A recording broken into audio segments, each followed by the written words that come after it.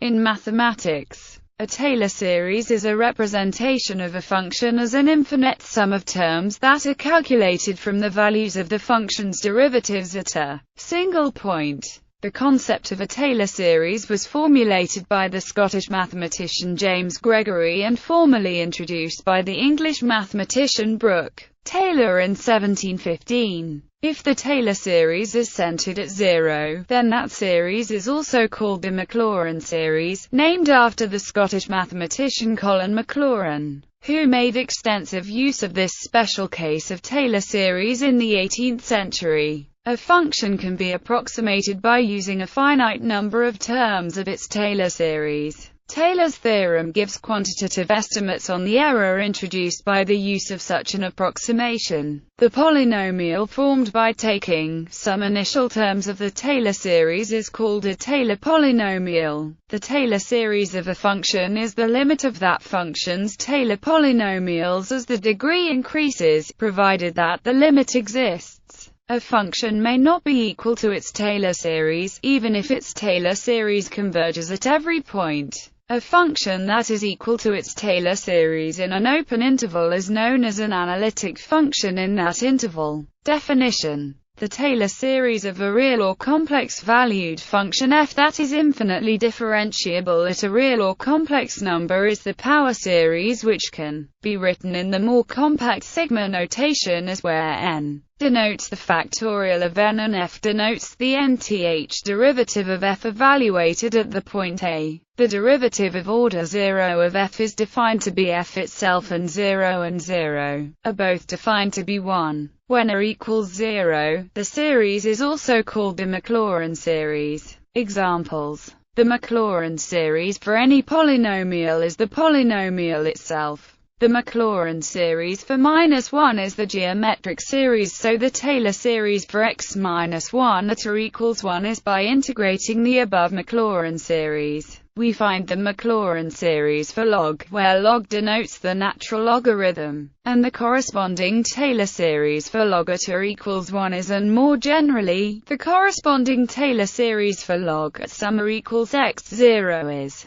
The Taylor series for the exponential function x at r equals 0 is the above expansion holds because the derivative of x with respect to x is also x and I0 equals 1. This leaves the terms n in the numerator and n in the denominator for each term in the infinite sum. History: the Greek philosopher Zeno considered the problem of summing an infinite series to achieve a finite result, but rejected it as an impossibility. The result was Zeno's paradox. Later, Aristotle proposed a philosophical resolution of the paradox, but the mathematical content was apparently unresolved until taken up by Archimedes, as it had been prior to Aristotle by the pre-Socratic atomist Democritus. It was through Archimedes' method of exhaustion that an infinite number of progressive subdivisions could be performed to achieve a finite result. Liu Hui independently employed a similar method a few centuries later. In the 14th century, the earliest examples of the use of Taylor series and closely related methods were given by Madhava of Sangamagrama. Though no record of his work survives, writings of later Indian mathematicians suggest that he found a number of special cases of the Taylor series, including those for the trigonometric functions of sine, cosine, tangent, and arctangent. The Kerala School of Astronomy and Mathematics further expanded his works with various series expansions and rational approximations until the 16th century. In the 17th century, James Gregory also worked in this area and published several Maclaurin series. It was not until 1715, however, that a general method for constructing these series for all functions for which they exist was finally provided by Brook Taylor, after whom the series are now named. The Maclaurin series was named after Colin Maclaurin, a professor in Edinburgh, who published the special case of the Taylor result in the 18th century. Analytic functions. If f is given by a convergent power series in an open disk centered at B in the complex plane, it is said to be analytic in this disk. Thus for x in this disk, f is given by a convergent power series differentiating by x the above formula n times, then setting x equals b gives.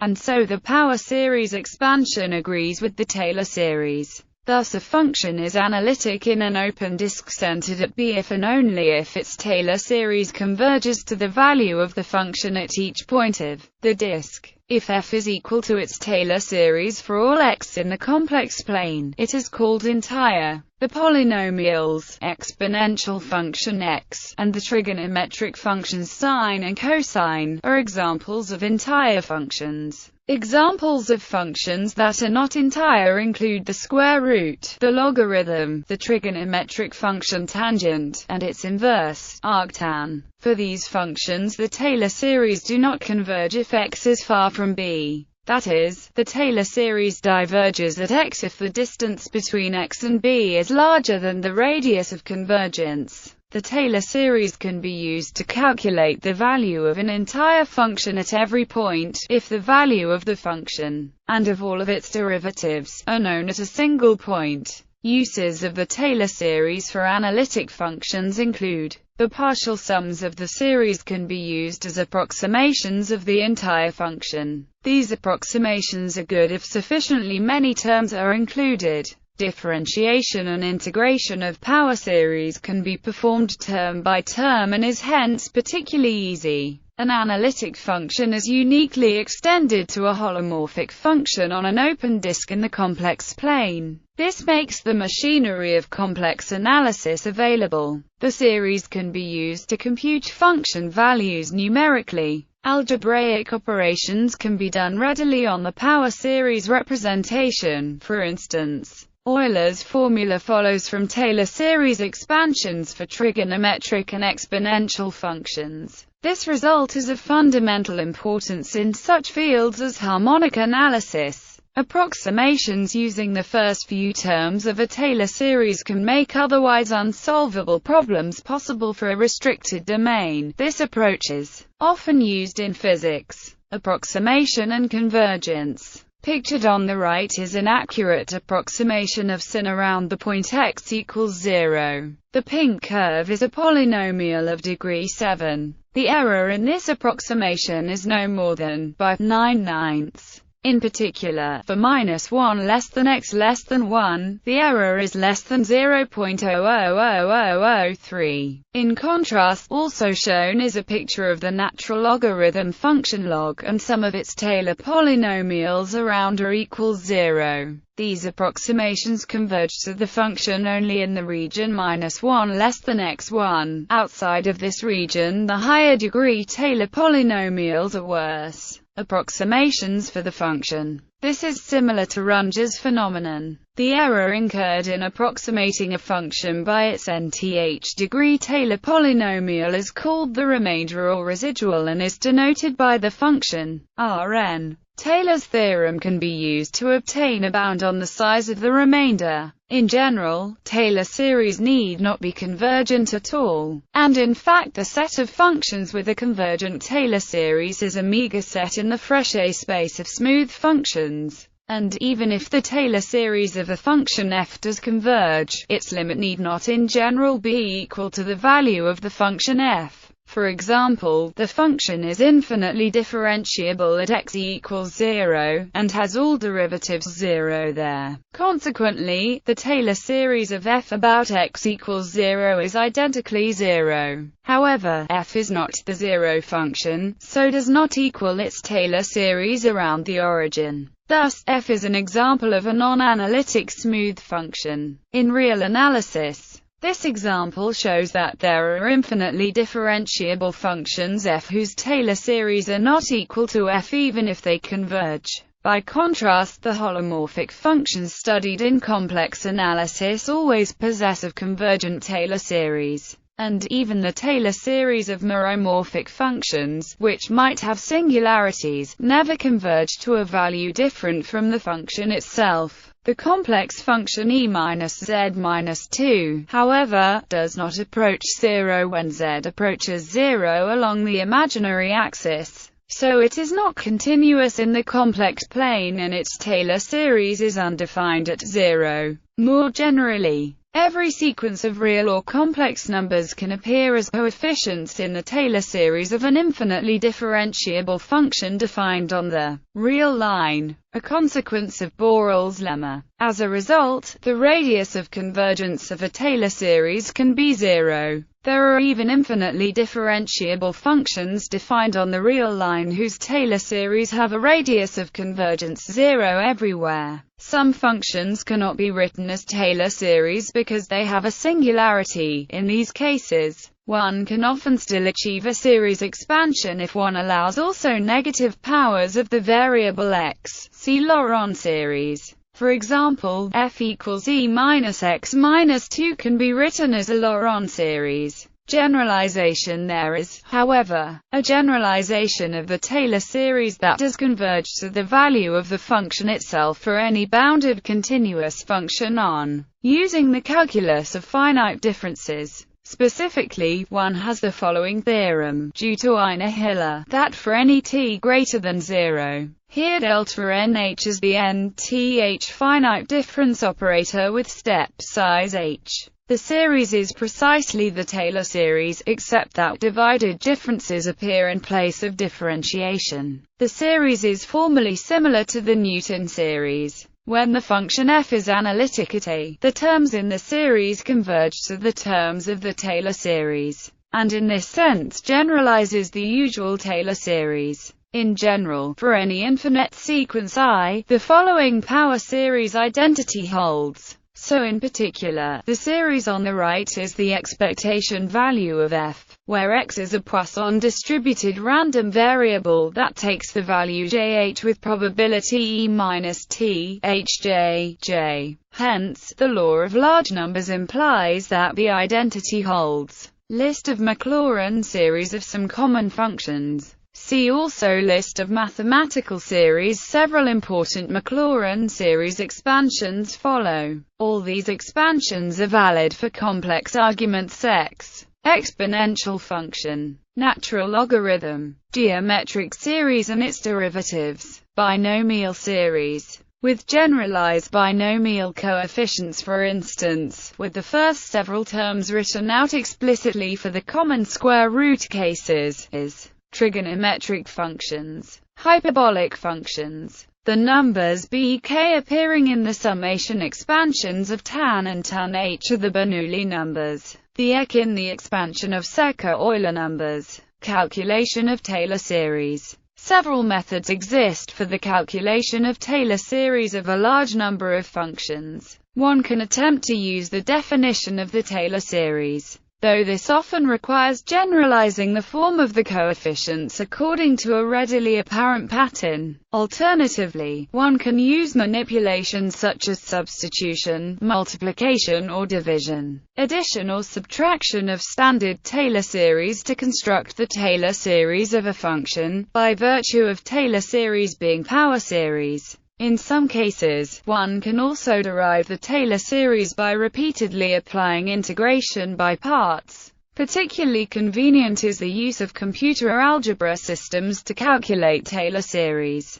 First example: in order to compute the 7th degree Maclaurin polynomial for the function, one may first rewrite the function as the Taylor series for the natural logarithm is and for the cosine function. The latter series expansion has a zero constant term, which enables us to substitute the second series into the first one and to easily omit terms of higher order than the 7th degree by using the big O notation. Since the cosine is an even function, the coefficients for all the odd powers x, x3, x5, x7 have to be 0. Second example: suppose we want the Taylor series at 0 of the function we have for the exponential function and, as in the first example, assume the power series is then multiplication with the denominator and substitution of the series of the cosine yields collecting the terms up to Fourth-order yields. Comparing coefficients with the above series of the exponential function yields the desired Taylor series. Third example, here we employ a method called indirect expansion to expand the given function. This method uses the known Taylor expansion of the exponential function. In order to expand as a Taylor series in x, we use the known Taylor series of function x. Thus, Taylor series as definitions. Classically, algebraic functions are defined by an algebraic equation, and transcendental functions are defined by some property that holds for them, such as a differential equation. For example, the exponential function is the function which is equal to its own derivative everywhere, and assumes the value 1 at the origin. However, one may equally well define an analytic function by its Taylor series. Taylor series are used to define functions and operators in diverse areas of mathematics. In particular, this is true in areas where the classical definitions of functions break down. For example, using Taylor series, one may define analytical functions of matrices and operators, such as the matrix exponential or matrix logarithm. In other areas, such as formula analysis, it is more convenient to work directly with the power series themselves. Thus one may define a solution of a differential equation as a power series which one hopes to prove is the Taylor series of the desired solution. Taylor series in several variables. The Taylor series may also be generalized to functions of more than one variable with, for example, for a function that depends on two variables, x and y. The Taylor series to second order about the point is where the subscripts denote the respective partial derivatives. A second-order Taylor series expansion of a scalar-valued function of more than one variable can be written compactly as where is the gradient if evaluated at n is the Hessian matrix. Applying the multi-index notation, the Taylor series for several variables becomes which is to be understood as a still more abbreviated multi-index version of the first equation of this paragraph, again in full analogy to the single variable case. Example, compute a second-order Taylor series expansion around point equals of a function. Firstly, we compute all partial derivatives. We need a Taylor series is which in this case becomes, since log is analytic in y less than 1, we have for y less than 1. Comparison with Fourier series. The trigonometric Fourier series enables one to express a periodic function as an infinite sum of trigonometric functions. In this sense, the Fourier series is analogous to Taylor series, since the latter allows to express a function as an infinite sum of powers. Nevertheless, the two series differ from each other in several relevant issues. Obviously, the finite truncations of the Taylor series of f about the point x equals are all exactly equal to f at a. In contrast, the Fourier series is computed by integrating over an entire interval, so there is generally no such point where all the finite truncations of the series are exact. Indeed, the computation of Taylor series requires the knowledge of the function on an arbitrary small neighborhood of a point, whereas the computation of the Fourier series requires knowing the function on its whole domain interval. In a certain sense, one could say that the Taylor series is local, and the Fourier series is global. The Taylor series is defined for a function which has infinitely many derivatives at a single point, whereas the Fourier series is defined for any integrable function. In particular, the function could be nowhere differentiable, could be a Weierstrass function. The convergence of both series has very different properties. Even if the Taylor series has positive convergence radius, the resulting series may not coincide with the function, but if the function is analytic, then the series converges pointwise to the function, and uniformly on every compact subset of the convergence interval. Concerning the Fourier series, if the function is square integrable, then the series converges in quadratic mean, but additional requirements are needed to ensure the pointwise or uniform convergence. Finally, in practice one wants to approximate the function with a finite number of terms. let's say with a Taylor polynomial or a partial sum of the trigonometric series, respectively. In the case of the Taylor series, the error is very small in a neighborhood of the point where it is computed, while it may be very large at a distant point. In the case of the Fourier series, the error is distributed along the domain of the function.